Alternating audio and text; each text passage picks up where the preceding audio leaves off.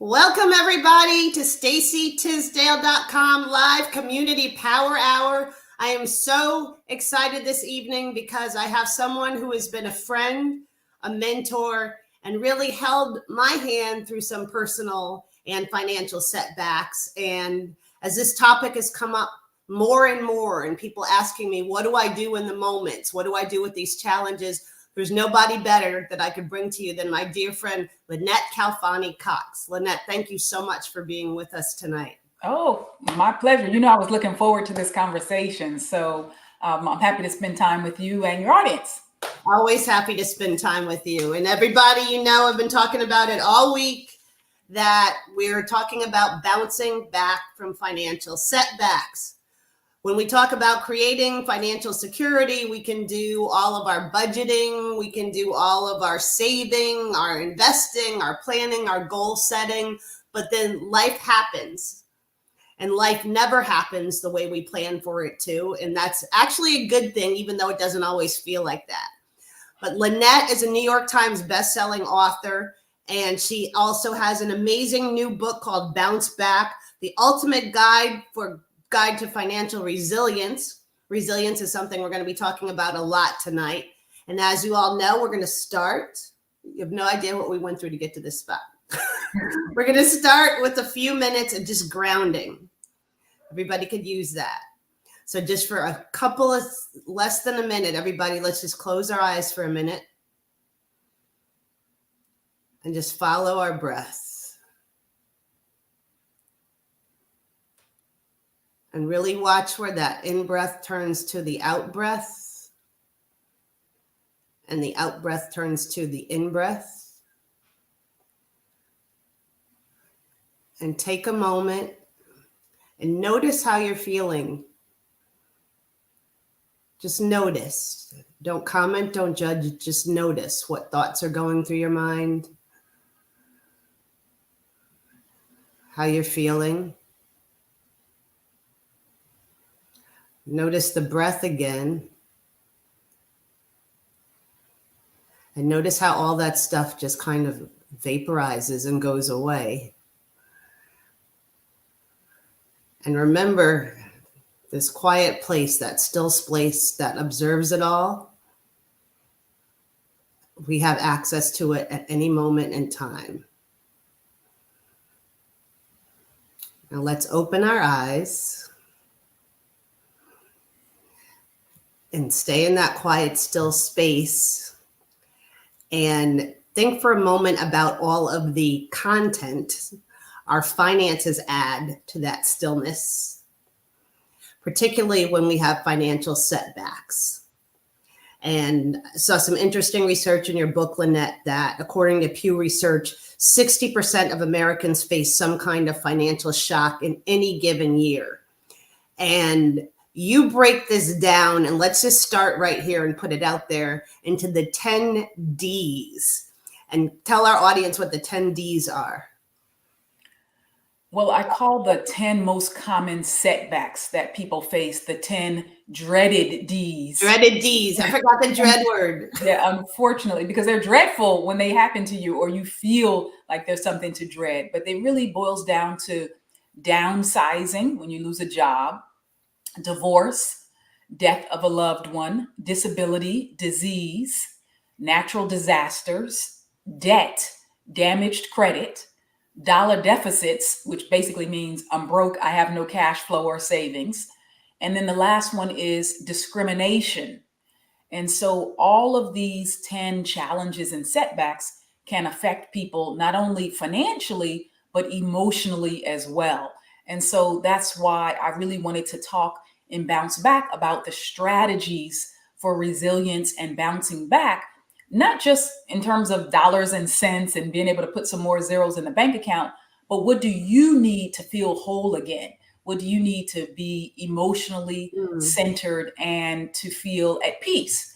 And so the first couple of chapters are really devoted to the mental health and the emotional well-being side. And I think that surprises a lot of people because I don't just go hard on, let me tell you step A, B, and C on the money side. We first have to tackle what you're going through and maybe some trauma that you might need to process. Absolutely. And that's what StacyTisdale.com is all about. It's about mindset. And you and I, Lynnette and I, both worked at Dow Jones, the Wall Street Journal, many years ago. We know all different aspects of money, and no matter what you're facing, it all comes down to your mindset. And as we're having these conversations, I see some comments start to come in. Tell us about your financial setbacks, and definitely let us know if there's any questions that you have for us. And certainly if there's any of the dreaded D's, let us know. Yeah, the dreaded D's, and if you have a question related to those. Yep. What I really felt, one of the things that I thought was interesting is you said that we should think of financial setbacks as stepping stones. And that can be really difficult for people. Sometimes people feel like their whole life is a financial setback, but it's really reframing that thinking. Talk a little bit about that, how when we're in those financial setbacks, when we can't find that still place we just went to, it is a stepping stone. Well, I draw upon a lot of research that comes from the field of psychology, from behavioral economics, and of course, just human nature as a whole, right? To tell people that I understand that when change of any kind happens to you, it does feel earth shattering. It does feel sudden and out of the blue. Like if you walk into the office and your boss says, "I'm sorry, your job has been eliminated. You are no longer employed here." That's a sudden out of the blue kind of thing, right? So that change is very difficult for people to process. But what happens is, and where the growth comes in, is when you recognize that change is inevitable in life, and that all of us are in some level of transition. And so a change, as I explained in Bounce Back, is something that is external, that happens to you, and it's often sudden. But transition is something that's within you, and it's internal, and it takes a while. So transition is you processing the change that has happened to you. It's you kind of unpacking what life has thrown you. And even though some of these things might seem super awful, like I lost a sister, I dealt with the death of a loved one, my sister Debbie, who passed away way too early at age 49. Believe me, I did not see one single silver lining in that at the time initially, because it was so hurtful. It was painful, right? But now I know, having gone through transition and having gone through years of being able to process and understand that, I understand what was the beauty in that experience for our family, in terms of drawing us closer in some levels, making that some bonds got closer within the family, us having a cubed appreciation level for Debbie and what her life stood for. So sometimes part of the beauty of it is that the transition makes you stronger. The transition is an opportunity for a new you or a new life, something you couldn't have even envisioned. And sometimes it becomes actually something quite wonderful. Indeed, it does. And so many times when people go through these things or feel like they're trapped in setbacks, you have survived all of these things. We talk so much about, we have to teach people about resilience. We have to find our resilience. We are born perfect. Resilience is part of our nature. Every time you wake up, every time you get up, every setback you've gotten through, you have resilience. So what the opportunity is to change our relationship with things like stress and things that we frame as hardships and things that we frame as setbacks. And I love in your book, you talking about finding psychological and emotional resilience and really connecting with those parts of you as being steps 1 and 2 before we get to the financial part. That's right. And as a matter of fact, I quote a good friend of mine and a CFP, Stephanie Genkin, who noted that, the old model of thinking was that stress all stress is bad for you. Right. Like any level of stress whatsoever is bad. But the research has not borne that out. The new model of thinking says that actually some stress is actually good for you in terms of capacity building, strengthening you, letting you understand what you're capable of, helping you to reach new heights, etc. So there are other benefits, other upside of stress. Now, nobody should be, and we don't want you to be swimming in stress. That's clearly toxic and unhealthy. But the idea is that it is unrealistic and unnecessary even to think that you're going to go through life and 100% avoid every single level of stress. You might just go outside of your house and drive, and somebody might just cut you off on the street, and you might feel a little anxious or stressed out, right? So you'll get to a place where you can control or manage some reactions that you have, right? But all in all, when you have setbacks, like one of the dreaded D's, and you mentioned me going through them. Yes, I've been through 9 of them, and have overcome them very successfully. You do understand later that even though some things were stressful in that moment, you kind of get to that, okay, I got past that. And that is the stepping stone. That is the part at which you say, wow, I'm stronger than I thought. I'm tougher. I'm more resilient.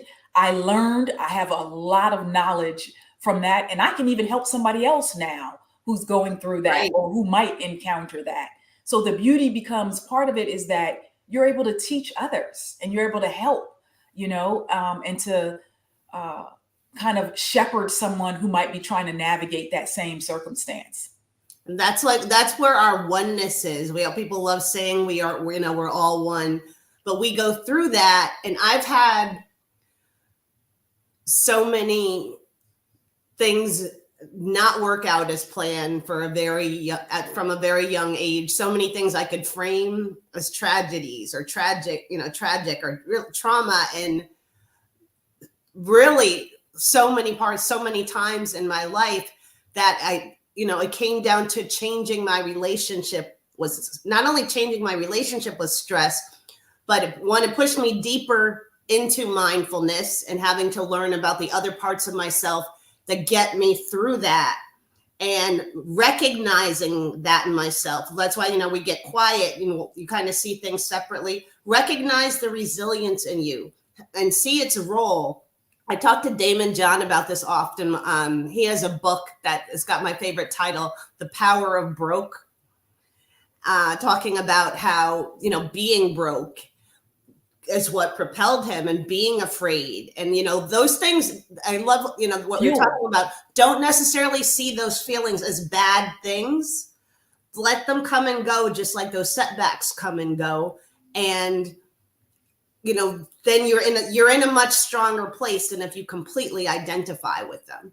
That's right. And, I'm sure some people have heard this expression, but it's been said that your test becomes your testimony. And right. It's so true, So again, in the book, I talk to, say, career counselors and resume and job specialists. And one woman told me, she said, I cannot tell you how many times somebody lost a job and felt like it was the end of the earth, the end of their world. They were just completely, been there, done that. But she said, and then in the end, it's like, oh, wow, something way bigger, way better, far more than they imagined came into fruition. But at the time, it felt like, oh my gosh, this is the worst thing ever, So again, I profile people like that, like Dawn Kelly, for example, in Bounce Back. I love Dawn Kelly. Yes. So Dawn. In your own story. My own story too. I do. I share my story. I'm setting you up. In 2001, the woman that you are looking at had $100,000 in credit card debt. And by 2004, 3 years later, she was writing a book that became a New York Times bestseller, talking about how she got out of it. Tell the story. I'm going to look at the comments. Y'all know I can't see. So yes, sometimes it sounds horrible to say and to think back, but yes, I had $100,000 in credit card debt alone. I'm not talking about my student loans I had previously had. I had 40,000 in student loan debt when I got out of grad school at USC in Los Angeles. I had $100,000 in credit card debt. And yeah, I paid it all off in 3 years. I never missed a single payment. And then I wrote this book called Zero Debt, The Ultimate Guide to Financial Freedom. And it became a New York Times bestseller. And I shared with people a lot of the strategies and what I did to get out of debt. And it's a lot of things. Obviously I rejiggered my budget and how I was spending, but that was just kind of one part of it. I really started looking at my relationship with credit and debt and how I was utilizing it, because I had been using credit as a crutch. I had been spending, having a lifestyle that was in excess of what I was earning. Even though I had a 6-figure salary, I was spending like I was making 7 figures practically, So easy to do in New York. Yes, I was in New Jersey at the time, and it's high cost of living area, but also an expensive lifestyle. And so I really resolved to get that under control. And part of it was, as you mentioned, me having worked at Dow Jones and starting to write about personal finances and teach others about it. Then after a while, I was like, oh, okay, this ain't rocket science. I can do this too. I'm learning. I'm talking to certified financial planners. I'm talking to investment advisors and money managers and traders. I'm talking to all kinds of people. I can learn this. I can do this too. So I had to start applying what I was learning, and it was a really wonderful thing, because it felt liberating to be able to write that final check and to pay off the last of that debt. And I can tell you unequivocally, a lot of people say, oh my God, how'd you get out of debt? A whole bunch of strategies. And I could share some if we want, but it's way harder to stay out of debt than it is to just get out of debt once. The real trick is, can you adopt a zero debt mindset? Because that is what will keep you financially healthy. So can you know when to opt out of the credit system? Not from a standpoint of saying I'm never going to get credit or anything like that, because I have plenty of credit at my disposal, but knowing how to be judicious in your credit usage. I don't need to have buy now, pay later, because it's nothing that I need to put on, for me to stretch out over those 3 payments or whatever, right? I don't need to accept any old credit card offer that comes my way. I have, large lines of credit that are very well established in terms of many years that I've had credit cards, et cetera. So even on the mortgage side, that Earl and I are real estate investors, and we own 8 properties. When I'm purchasing a home or thinking of a rental property, I'm looking at the financing side and thinking about, is it smart to take on X level of debt? What is the interest rate? How am I going to most quickly pay this off? So that mindset now is, I don't want to owe anybody anything. So I'm trying to get to zero debt for everything, not just, I paid off my credit cards and my student loans and all that. I want to have everything paid off to not pay anybody, to not owe anybody anything. I'm not 100% there on the mortgage side with all our properties. But we certainly have a couple that are very, very close in striking distance, under 50,000 owed. And, it's good. Keep, you make your progress as you soldier on. That's interesting. And anybody out there who has debt as one of your financial setbacks, share your stories, ask your questions, and stacytisdale.com, just for joining the community. Through a partnership that I have with the National Foundation for Credit Counseling, you get a free one-on-one credit coaching session with a real live credit coach, confidential, free. Go to stacytisdale.com. There's going to be a pop-up for you to sign up. It takes less than 2 minutes to fill out this form, and this free credit coaching session can change your life. So and it's such a great organization, I might add, NFCC. Yeah. So I would urge people, anybody who is having budgeting, cash flow, credit, debt issues, take advantage of that resource. Yes, and just go to stacytisdale.com, sign up, you get your free credit coaching session. That's for everybody. And if you subscribe to the premium and all access levels, you get even more. Talk about that later.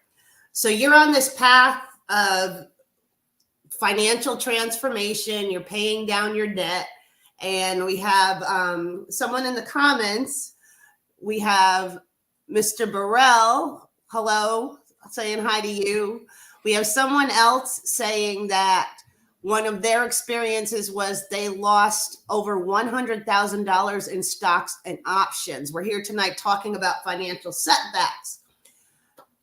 That's one big financial setback. You were living the life you were living, and then boom, you lost your job. What then? Because it feels to most of us, we feel like even more failures because the financial advice we're getting, get rid of your debt, get in, emergency savings. It feels like it's not an option at those moments. Yeah. I'm not sure if the person has a specific question in there about that loss. And that it looks like they're just sharing that. Yeah. Talking about, big financial setbacks. One thing I can tell people, in the world of investing, because my very first book was a book called Investing Success: How to Conquer 30 Costly Mistakes and Multiply Your Wealth. Charles Schwab wrote the foreword to that book. I wrote that book when I was at CNBC, at the tail end of when I left my job as a Wall Street Journal reporter for CNBC. But investing is one of those areas where I feel like people get burned, so to speak, or they have a bad experience, and then they kind of wash their hands of it and just give up on it. And I really don't want people to do that. I really would hope that people would recognize, there is absolutely risk inherent in investing. I have no idea what that person invested in, or, they just said stock options, in stocks and in stocks and options. Yeah. Right. So I'm assuming a little more sophisticated level than the average person to be able to invest and or trade options. But the point I wanted to make is that you never have a loss until you actually sell. You have unrealized losses up until that point. And I can think back to 2022, which was not in the too distant future, 2 years ago, because again, not only do I invest in real estate, obviously I do invest in the stock market, in mutual funds, in individual stocks, ETFs, etc. And at one point, because I happen to be an aggressive investor, and my portfolio, at one point I was like, "Ooh, this is looking real. I could see a 6-figure loss here for what I was invested in." I'm so glad I wrote it out because I was like, okay, it's going to keep doing what it does. And I took these positions for a reason with a certain time horizon. I'm not touching this money. It's all come back. It's all, so and with a vengeance. So I will say that sometimes some losses that people face in the stock market are just because you're in that cycle of the market, and you have to be able to understand and distinguish between, did I make an unreasonable investment or bet that was not well suited, or was this something that was an inappropriate investment, or just an investment that was gone south? What could I have done? Stop losses are one way to restrict and protect your downside and to limit the amount of financial losses you might face. So that's one strategy that I would absolutely suggest, that if okay, I have an appetite for risk and I can stomach a 10, 20, 30% loss, but no more than that, I'm out. You have your stop losses, which are triggers that are automatically set to liquidate or sell a position if your investment goes south. And it's very sophisticated. And I know before we had this correction, we were in a bull market during a time when a lot of people, particularly in communities of color, came into the stock market for the first time, and they thought stocks just went up. And particularly we had, Crypto as well. influencers talking about the stock market who had a great deal of success because it was so easy to make money in that last bull market. And then when they saw a bear market, a lot of people panicked and didn't know what to do. But a lesson learned was that, particularly when it comes to stock options, don't invest more than you can afford to lose. A lot of people have taken them on as a hobby or a get-rich-quick scheme. Don't invest more than you can afford to lose. And that's that kind of touches on getting ahead of financial setbacks a little bit and kind of seeing them coming. It was very interesting in your book. When you lost your job, you were actually expecting a raise and a promotion from a verbal agreement, and the verbal agreement wasn't honored. You ended up getting laid off, and you feel like you should have gotten that in writing. And that was a lesson learned. That doesn't always work out, but we do have these major moments where we can do all the right things with the, saving and investing and everything, but it's really making critical decisions at the right moment are going to have a huge impact on our financial outcomes. So let's really break it down for people. What are things we can do to get ourselves in the emotional and psychological space to make the best decisions when we're in a tough moment? Well, the first thing we can do is something that you started us off doing at the top of this live stream, which is a grounding exercise. And in Bounce Back and in the Bounce Back Workbook, which is the companion guide to go along with Bounce Back, I walk people through various grounding exercises, especially thanks to Sandra Davis, who's a master coach, who gave me a lot of information to be able to share with people. But just being grounded and centering yourself in a lot of ways will help you to be able to make better financial decisions. And so one of the things that I share is that the reason that you need to first attend to your mental health and your emotional well-being is that research shows that 80% of financial decisions are based on emotions. The economist, the Nobel Prize winning economist, Daniel Kahneman, who unfortunately just died a couple weeks ago, he proved this in his research. And I cited it, of course, in Bounce Back. And it really made me mindful of the fact that if you're not in the right headspace, then you're just going to make poor money choices anyway. So the goal here is, of course, to feel kind of emotionally healthy and whole, not to feel anxious or worried or greedy or upset when you're in the middle of making a major financial choice. That's why one of the things that they tell you when you're investing, for example, is you want to avoid that fear or greed syndrome, right? The person who's too greedy is going to be like, oh, I can get, outsized returns. I can double my money in 3 months. That's not how investing works, not certainly investing for the long haul. And the person who is too fearful is going to take a too conservative position, may not invest at all, and may regret it because then inflation is going to erode their dollar's purchasing power. And they might just keep their money in cash and something, or under the mattress, even worse.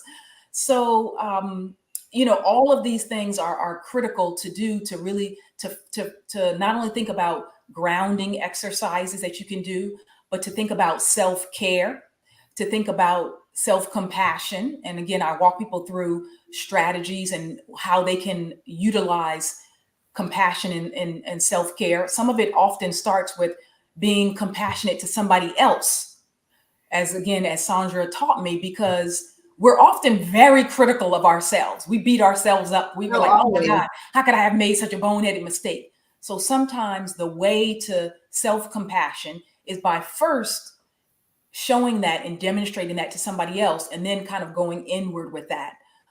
Building community. Feel powerful is to give something away, to teach. Exactly. Another strategy is about social connections, building and nurturing those social connections. I don't care what dreaded deed you've experienced, whether it's being laid off from a job, going through a divorce, having a physical ailment that you're grappling with, you will always bounce back faster and be more resilient if you have the right people in your life and the right folks in your corner. So sometimes that connection, that person that you might need, it might just be a friend or a sibling, a relative, somebody who can lend a helping hand or have provide a listening ear. It might be a colleague or a professional that you know in the industry or somebody on the job who can talk to you if you have, say, lost a position, somebody who's going to give you a referral, get your name to the top of a list of for a new position, that kind of a thing. Or the person that you might need in your life might be a professional of some kind, right? So if you're dealing with, dollar deficits or debt or damaged credit, you might need a budget or credit counselor. You might need a money coach. You might need a financial advisor. If you're having tax problems, you might need an accountant. So again, the people in your life matter so much. So I emphasize also building those connections. And it's not about, oh, let me just, tit for tat, or let me have a transactional relationship with somebody. That's not what I'm advocating. I'm saying start to nurture your own existing relationships. Be, like you said, teach others, give to others, just as much as you get. Because I personally really do believe, when they say karma and the world is round, what goes around comes around and all that good stuff, it's in a good way as well. You put out that goodness in the world, you get some of that back too. Yeah, giving and receiving are definitely one. And when people hear, almost spiritual themes, yes. and when it comes to money, they're like, very reluctant. It's been really great to watch the emergence of behavioral finance. My personal journey has, and my, the blessing I had of finding meditation 20 years ago, I really saw that's where those answers are. And that's what the ability to step out of our stories. Right. And to see that there's more to us than our stories. That's what meditation does. That's why we start every week with the Monday mindfulness exercise in our community, to witness. And whether you consider yourself spiritual, a Christian, whatever, believing in something bigger than your story, ultimately faith is, even just having faith in yourself, will give you just another layer when it comes to making decisions. And that's where your most empowered decisions are going to come from. And again, that's what this community is all about. As Lynnette mentioned, having that support team is critical. Helping relationships are scientifically proven to help us achieve our financial goals. By, having a goal, writing it down, I think increases the chance of it happening by 60%. Writing it down and telling somebody about it increases the chances of it happening by 90%. So none of us were supposed to be, doing this alone. And that's why we started this community. So sign up, stacytisdale.com. If you want to take a deeper dive, you can see when you go to that page that you can apply to be someone that I consider to bring into a coaching program that I do with a very small number of people. But it's really about taking this holistic approach to money, because nothing else is really going to work for you. And I can tell you that, because you're going to get stuck in your story and you're not going to see your way out of it. When Lynnette, you also talk about the importance of establishing a money game plan to support life after your setback. Talk about that. And one thing I really want to be mindful of, like me, a lot of people out there are entrepreneurs and they're listening to this. And how do I set financial goals? How do I stay in a budget? How do I create an emergency fund when I'm not sure where my income's going to be? Some months I do have to take on debt. That's just the nature of my business. Sometimes I have to borrow. What do you tell people in those situations? Right. So, everybody has a different set of circumstances, right? But I think when it comes to setting a kind of a new money game plan, first you have to kind of look at what's the new vision for where I want to be. and not try to compare or not try to keep doing the exact same thing that you had been doing before. And that's part of where people get stuck. So sometimes somebody might say, go through a divorce, and they're so, hell bent on keeping the house, ostensibly for the kids or whatever, or they might be, fighting over something or whatever, right? And at the end of the day, they're trying to kind of hang on to the past and what was. And it's like, this is a new day. This is now about you and your independent life going forward. So what do you want that vision for your life to look like? And also, what are your risk factors going forward? Like now that you're a single person, or now that you say live in a new area, if you, have a new residence, are you in an area that's, flood prone or earthquake prone or subject to hurricanes or tornadoes or whatever, right? So part of the game plan is about seeing realistically like what your new set of circumstances look like and addressing those factors, and also taking into account some what if scenarios. So the what if scenarios require you to ask yourself, what if X, Y, Z happened? What if I did lose my job? What if I went through a separation or a breakup? What if there was a fire or, a natural disaster? How would I cope? Where would I live? What would I do? So, and then you start gaming out some of that. And some of it, sometimes asset protection steps can be taken. Insurance, for example, sometimes people can very readily cover themselves with insurance of different kinds, right? I'm sorry, there's no divorce insurance to just, oh man, I had to, so if it was, I would have bought some back then, Yeah, right. I don't need it for this marriage insurance. Actually, there might be, because there's an insurance wrapper. There's an insurance product for everything. So I don't know. There probably is marriage insurance out there. Anybody out there with any divorce stories or divorce questions, financial setback, bring them on. It's a big topic for Lynnette. Hey, you know what? Now that I'm saying this, but as I'm saying this, well, obviously, there's a prenup. You can even do a post-nup. So to a certain extent, depending on how it's structured, that can be a little bit of a form of a guarantee of a little insurance policy there. So, but overall, no, I was just talking about for risk factors like protecting your assets, your home, your car, guarding against natural disasters, property casualty insurance, things of that nature. Even your health, making sure that you have proper health care, because you don't want to have a physical setback that also turns into a financial challenge. Creating that safety net that no matter what happens, there's something there to help you. Or I think also knowing what you're going to do. That's what I love about you saying, think through different scenarios. For sure. And, people don't often think about these things, right? Or they don't even, maybe in passing, but then they don't think or game out like, okay, my plan B, because that's really what it's about. My plan B would be, I would do step 1, step 2, and step 3. And then to kind of think about, is that really viable? Like somebody might say, well, geez, if I really, if I broke up with my spouse or if I lost my job, I would have to get a roommate to come in here to, live with me or something. And then, okay, how realistic is that? Do you want to have a roommate? Or would you prefer to sell and to, have a smaller home or to relocate to a different area? Sometimes people think, oh, maybe I'll get my family and, but again, how viable is that? So it's about kind of thinking it through and also writing it down to really help you to kind of process what might be the best outcome or the best course of action for you. So one of the things that I lead people through in terms of exercises and Bounce Back, and in particularly in the workbook, where there's a series of reflections, exercises, questions, fill in the blanks, and other activities for people to do, as I talk about different losses that people might face, ancillary losses, they're called. Because sometimes when a shift has happened and you've lost something, your whole world feels upended.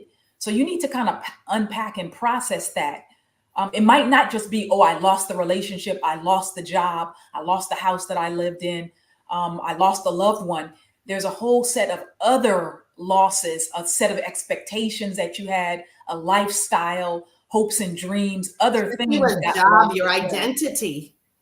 That's right. People completely identify with their jobs and what they do. And that's why self-awareness of what you're really going through is so important. I had a shift. I know I talked to you and your husband are very dear friends of mine, of becoming an empty nester this year. And I talk about identity. Woo. Yeah, I don't care what anybody says. It is the death of childhood. You never stop being a parent, but it is the death of childhood. And there is a grieving process. I had amazing parents, but I grew up as a figure skater. So I actually lived away from my parents since I was 11 years old. My mother would come and spend summers with me. She took a 2-year sabbatical, but I got used to that missing people thing. And then my son's father and I got a divorce when he was 10 years old, and that totally unprepared for what was really the hardest part. All of a sudden, the time you spend with your child is cut in half. Yep. Because we had joint custody. So when a lot of people were talking to me about what empty nesting was going to be like, they talk about that for a lot of times for people, separation for their child, this is the first time. I wasn't that for me.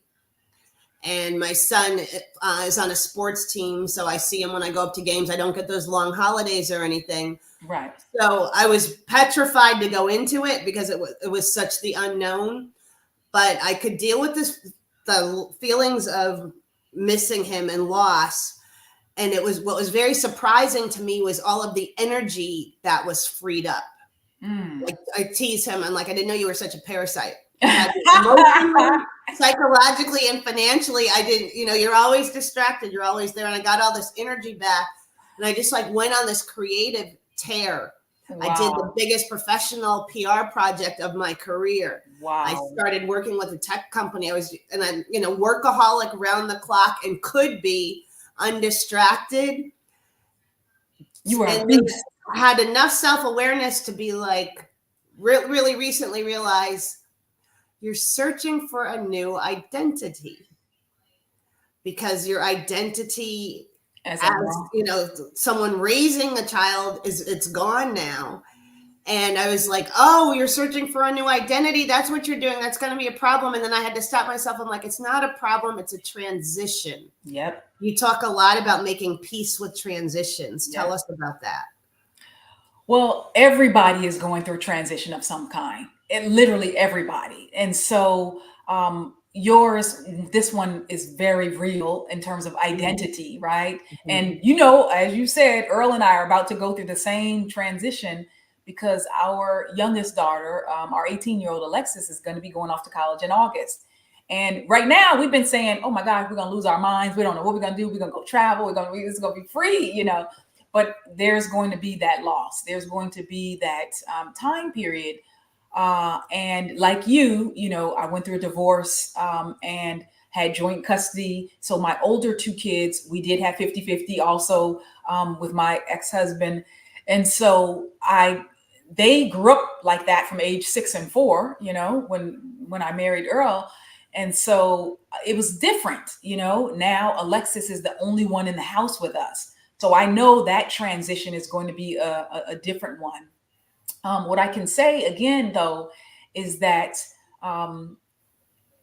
every transition represents an opportunity to become a new you.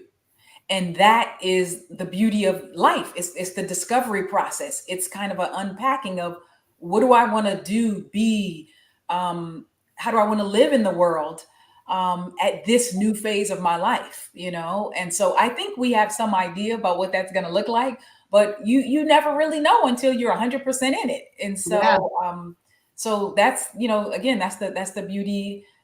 There are some things that are unknown, and this is one of them. And I'm just going to embrace that. Yeah. And we're always, taught so much about goals and the vision that we have for ourselves. And sometimes there's a lot of power in listening to what life is telling you.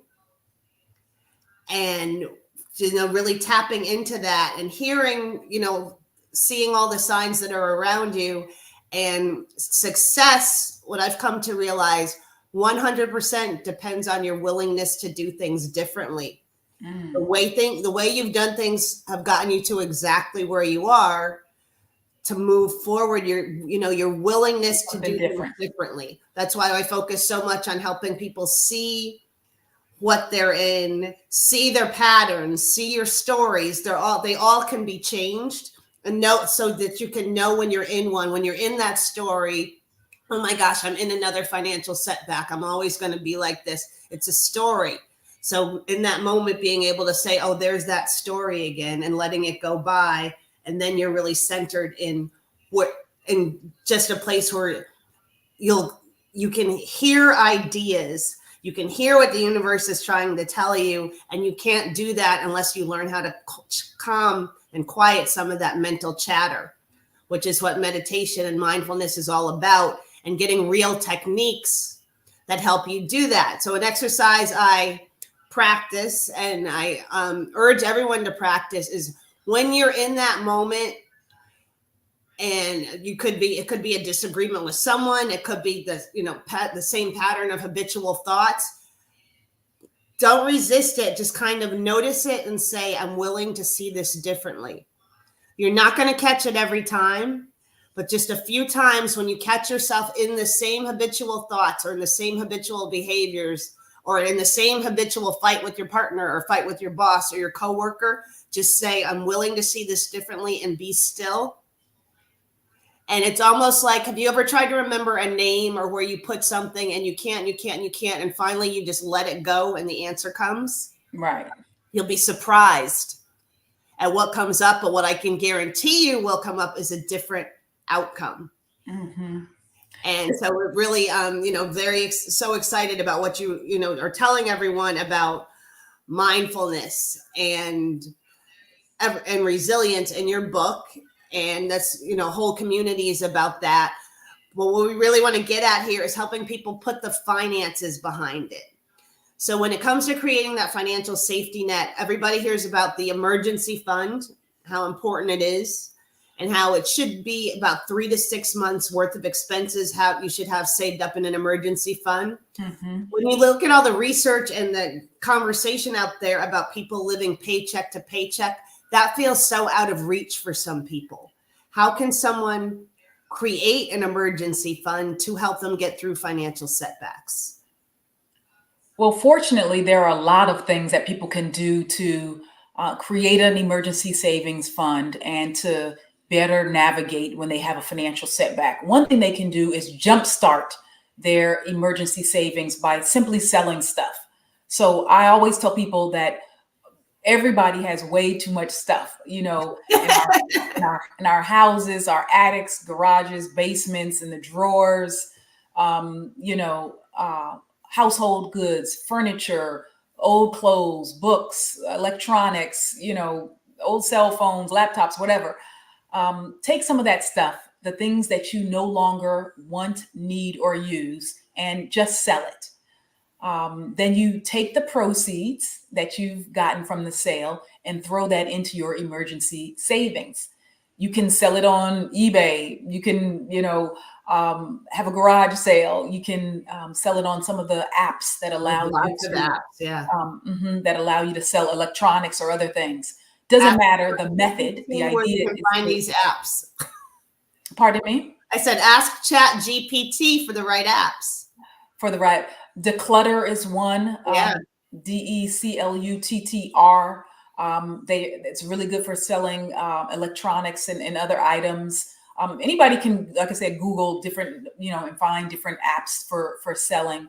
But the idea is, not only will you be kind of purging and liberating yourself of a lot of stuff, because I think, as I mentioned, a lot of us have too much stuff in our lives. Yeah. When you kind of declutter, it frees your space physically and mentally, though. It gives you more clarity and insight and ability to have to be able to just see and kind of better navigate, right? So that's one thing. You can definitely jumpstart your savings that way. Certainly, you can give yourself a 100% raise on the job, a bonus, simply by contributing to your retirement plan at work. So sometimes people will say to me, oh my God, I can't afford to, save any money through my 401k, or, and I'll say, you can't afford not to. And so the idea here is certainly at a minimum, you should try to contribute up to what your employer might be matching on the job. And so depending on if you work for a private or public entity or a state or, federal government, et cetera, you'll have either a 401k, a 403b, a 457, or a thrift savings plan. All of them are qualified retirement plans. And in 2024, the maximum that you can sock away in that retirement savings plan is $23,000 if you're under 50 years old. If you're 50 and above, you can sock away an additional $7,500. So that's one way to funnel money automatically out of your paycheck into a retirement savings plan. And again, if you get a match, if your job matches 3%, 6%, whatever it is, that's getting a 100% return on your money that you're saving. And you're never going to get that in the stock market in a guaranteed fashion. So that is something that I would encourage people to do also. And for entrepreneurs, I think one thing you touch on, and for all of us actually, because the new realities of the workplace and the new realities of our longer lives, multiple streams of income. Yes. Oh, for sure.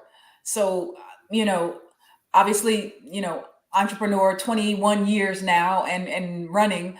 And I one of the things that I tell people is that not only should you diversify your asset base, but also your income stream, but everybody, I believe, should have a side hustle or business. The tax policy in this country, the economics of trying to get ahead financially, almost necessitated. And so 80% of all millionaires in this country are entrepreneurs. And there's a reason, they've created value through their businesses and the products and the services that they're offering.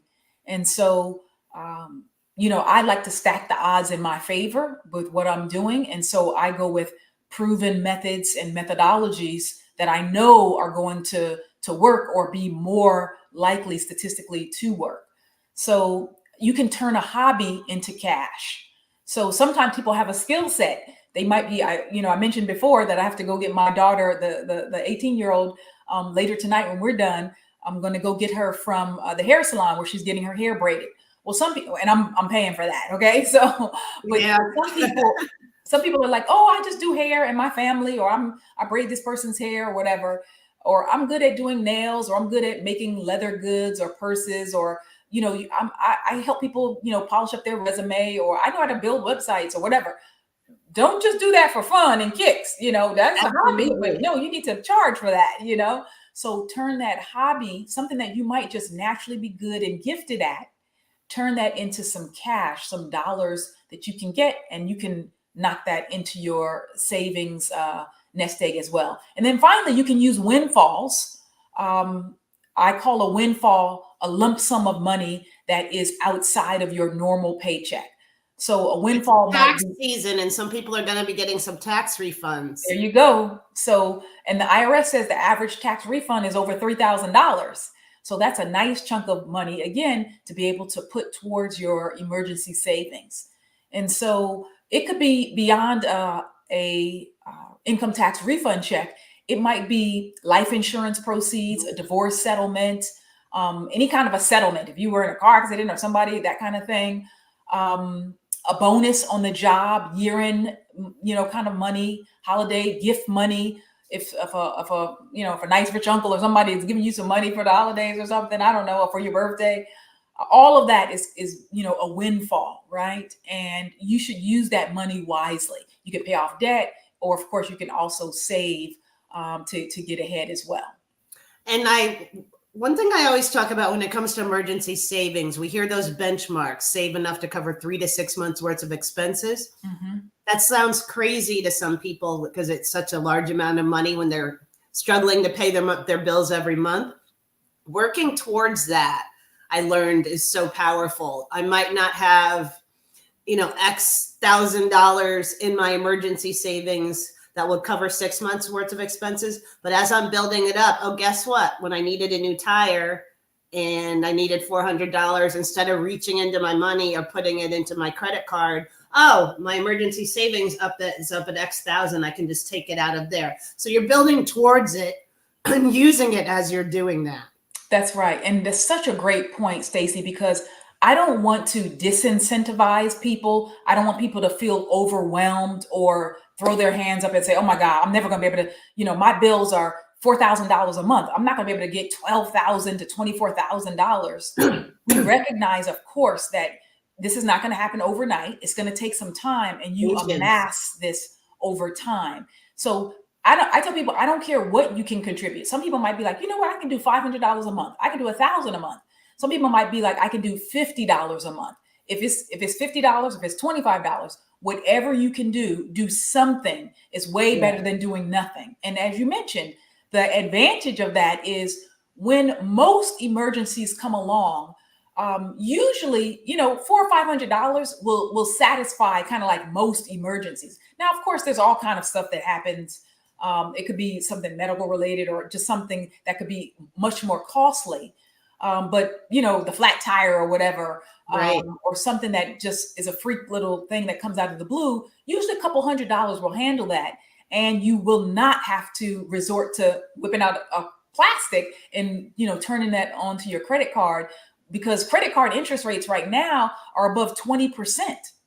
And so, if you're carrying that balance, if you have $10,000 in credit card debt and you are just making minimum payments, like a lot of people are, minimum payments now in the short run really mean maximum payments in the long run. You're going to pay over $2,000 in interest alone on that $10,000 in credit card debt. And it's going to make your other borrowing more expensive. That's right. That's right. Everybody out there should be taking part of, even joining at the free level of this community. You get that free one-on-one credit coaching session.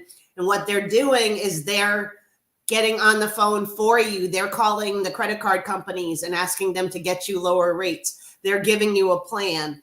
You get a real live counselor who is just your designated personal helpmate partner on your credit journey. Go to staceytisdale.com, sign up for that. It takes less than a minute to sign up to get a free credit counseling session with the National Foundation for Credit Counseling. And when it comes to working on your personal journey and your personal holistic relationship with money, again, you'll see opportunities to go to premium levels, all access levels, where you get more intimacy, and you'll see a place where you can sign up to be considered to do private coaching with me on this holistic relationship with money and bringing you great people like Lynnette.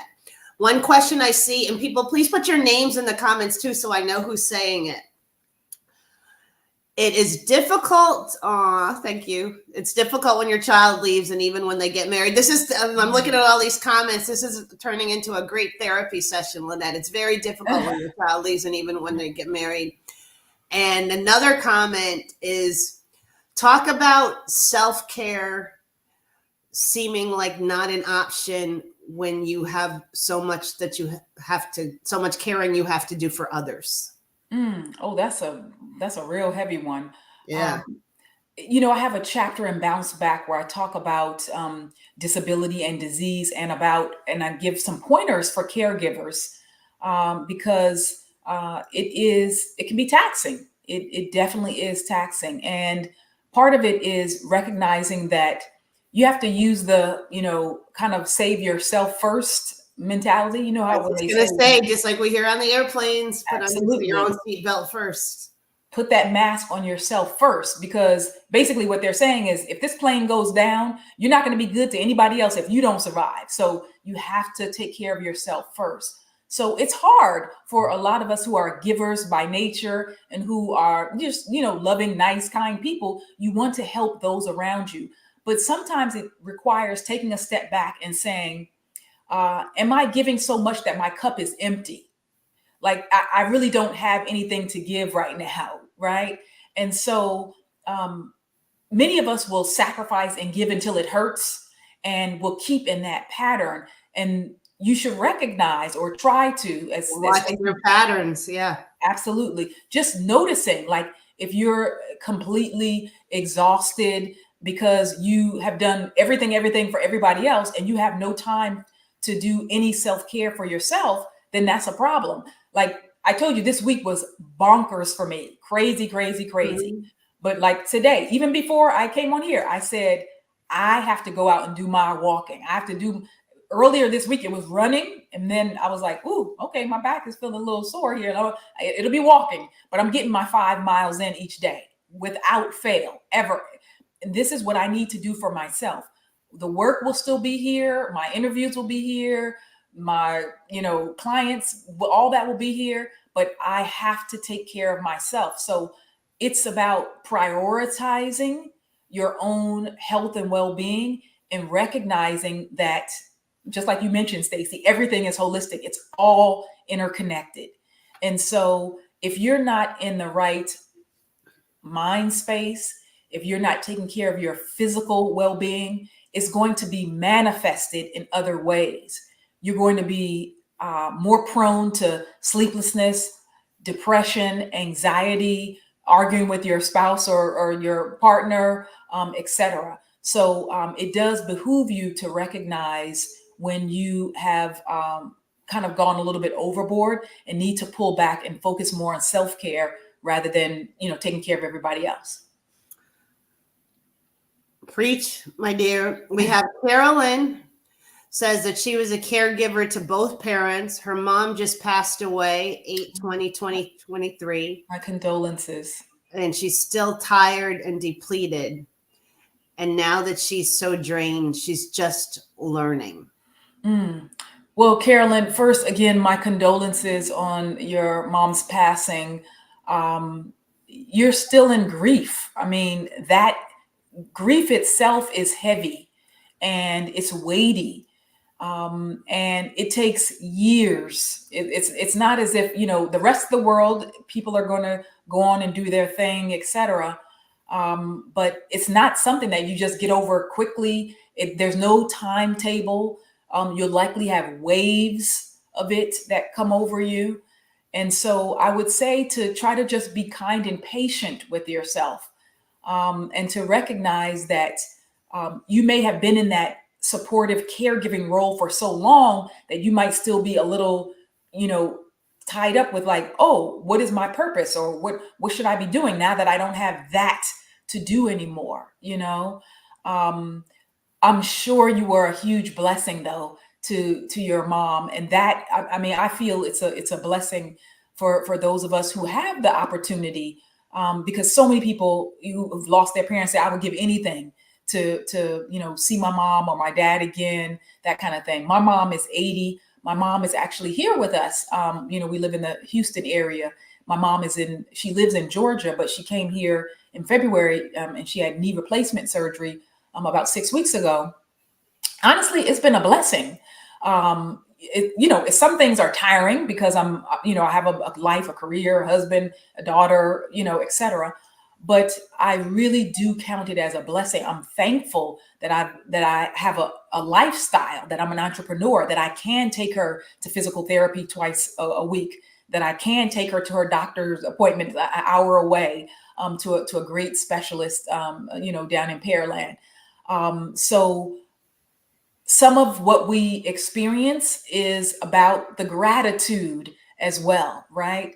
Being grateful and acknowledging what is and or was the blessing, So like I said, when I lost my sister Debbie, in the first part, it was so much trauma about why her, it wasn't right, it's not fair, and it was just completely out of the blue.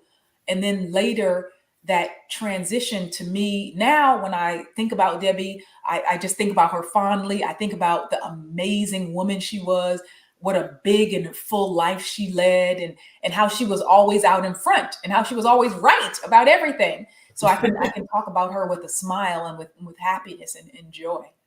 And I think both of my parents have passed, and I was very surprised at how I did with grief, because I'm an only child, and it's one of the things you know that's always in the back of your mind. You're dreading, as soon as you're able to comprehend things, what's going to happen when my parents leave? Am I going to be okay? And it was my meditation practice really kicked in unexpected ways, and all of the work and just strengthening that muscle to witness the emotions and thoughts and feelings that I'm having from a different place. And Carolyn, the fact that you're here tonight, your mom's passing, she's still teaching you. She's teaching you what you're made of. So she's still with you, and you'll be able to tap into those places the more you do this holistic work and go through the stages of grief differently. And again, it's changing our relationship changing our relationship with setbacks, changing our relationships with grieving, and really realizing it's really teaching us all of the different dimensions to ourselves, and that there's no problem, particularly money, that can't be solved, and nothing will make you forget your perfection quicker than money. But you were born, we're talking about patience, we're talking about resilience, we're talking about compassion. Are these things we had to go to school and learn? No, they're inside of us. Mm-hmm. And it's just learning how to clear some of that noise to be able to tap into them when we need to do that. And Lynnette, I would like for you to end this evening by giving us a little bit of, I've just read some of the wonderful gems you shared in your book about being patient with ourselves. Well, I guess the main idea is to understand that all of us have fallen short. All of us have made mistakes. All of us have had setbacks and will continue to do so. And so part of being patient with yourself is recognizing that if things go wrong, or if you have another setback, or if you appear to quote unquote fall short or make a mistake, just know that you're human and that perfection isn't required of you. And that honestly, it's not even necessary. So it's about giving yourself a little bit of grace.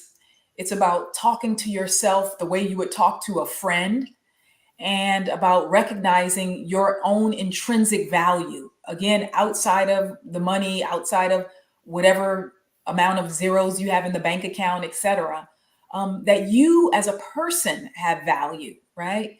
You as a sister, as a mom, as a friend, as an aunt, as a colleague, as a mentor, right?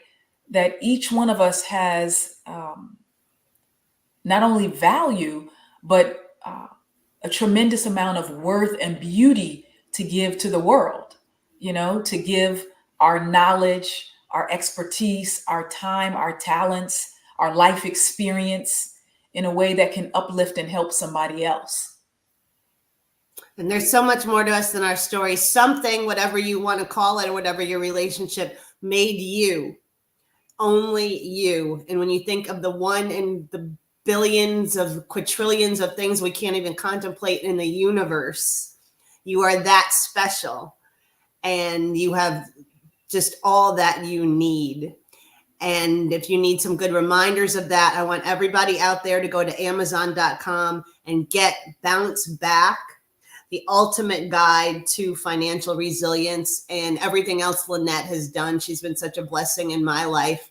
I want everybody out there to join StacyTisdale.com. And I don't even want to check to see that you signed up and did not get that free credit counseling session.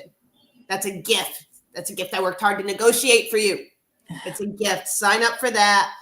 Go to the premium and all access levels so we can have more of an intimate relationship, and you can tap into more of the community in addition to these live power hours. I wanted to share it with everyone tonight because this is such a special woman, but you get these at that all access level. And again, if you want to take a deeper dive into your relationship with money and learn real techniques to master that holistic relationship and to tap into those deeper dimensions of yourself that money often makes us forget, but where your real strength and answers lie just waiting for you, sign up. and, fill out that form and we'll see if we can get you in the group for private coaching. Lynnette Khalfani-Cox, and I know Earl Cox, your husband, is out there somewhere, also a wonderful human being. Thank you so much for joining us this evening. Thank you for sharing your wisdom. As always, thank you for your generosity. Thank you for being you, your compassion, and for making us feel like things are going to get better. That's a gift, and you just ooze it. And I just want to thank you so much. Oh, thank you so much for the warm words. And, obviously, over the years, you've been such a great friend to both of us as well. And I'm so impressed by all the work that you continue to do, because you've been doing this for decades, talking about this. And we started when we were 12. This is what? I said we started when we were 12. 12. Yeah, there you go. But it's, honestly, there are very few people that have maintained that level of passion and intensity at a high level for a couple of decades. Because honestly, there's been a lot of people in the personal finance space that have come and gone. And, 2 years, 3 years, they'll pivot, they'll do something else.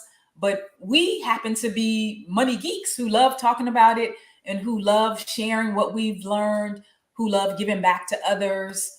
And you've taken your very unique skill set and your compassion, your human empathy, your understanding of money, psychology, etc., and been able to just parlay that into in so many great ways that are helpful to others.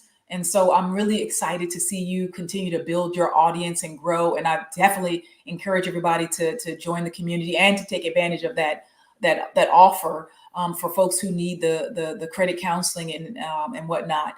And I just think it's a gift what you give to others as well. And you continue to inspire me likewise. Thank you. I'm just the vessel. It comes through me. I take no responsibility for it. I didn't plan this journey. It just comes through me. As all of you out there, yours comes through you. Thank you, everybody. This live power hour. I know we're more than an hour, but when I get this woman, what can I tell you? You can't stop talking. We can't. We're terrible. And Earl, we get on the phone for hours. But join the community. You'll see a lot more of Lynnette. And thank you, everybody, for your time. And we're with you. And the road to financial freedom should not be taken alone. And you're not. Thank you, everybody. Have a great night. Good night. Good night.